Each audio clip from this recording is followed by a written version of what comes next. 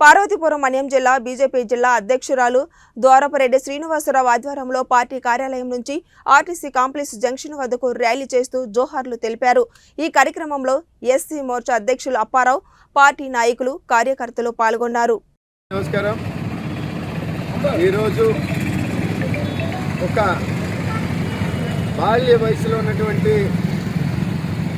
ఇద్దరు సిక్కు సంబంధితమైనటువంటి బాల్య వ్యవస్థలో ఏదైతే యవ్వన వయసులో ఉన్నటువంటి సిక్కుల పదవ గురువైనటువంటి సిక్కు మత సాంప్రదాయాలు పాటిస్తున్నటువంటి వ్యక్తి తాలూకా ఇద్దరు కొడుకులు జోరావర్ సింగ్, ఫతే సింగ్, వీళ్ళిద్దరినీ కూడా ఆనాడు మత ఛాందస్వాదులు కిడ్నాప్ చేసి వారిని బలవంతంగా మత మార్పిడి చేయడానికి ప్రయత్నం చేసినప్పుడు ఆ బాల్య వ్యవస్థలో ఉన్నటువంటి 16-17 సంవత్సరాల వయసులో ఉన్నటువంటి వారు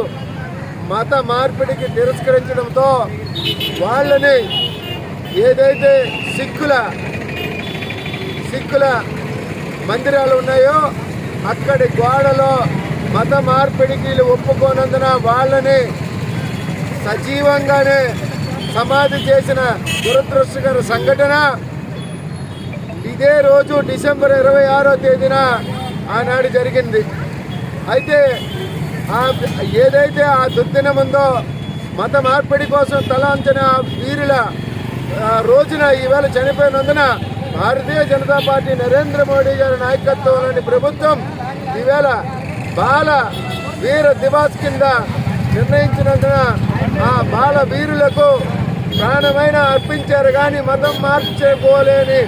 ఏదైతే వాళ్ళ నిర్ణయాలు ఉన్నాయో దానికి ఈవేళ భారతదేశం యావత్తు మెచ్చుకుంటూ వాళ్ళకి ఈరోజు సంస్మరణ దినంగా భారతీయ జనతా పార్టీ ప్రభుత్వం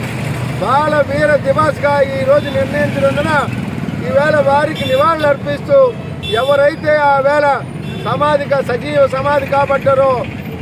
ఫతే సింగ్, జోరావర్ సింగ్ వాళ్ళిద్దరినీ కూడా ఈవేళ బాలవీరుల కింద భారతీయ జనతా పార్టీ ప్రభుత్వం పరిగణిస్తూ ఈవేళ డిసెంబర్ 26న వారు సంస్మరణం చేసుకుంటూ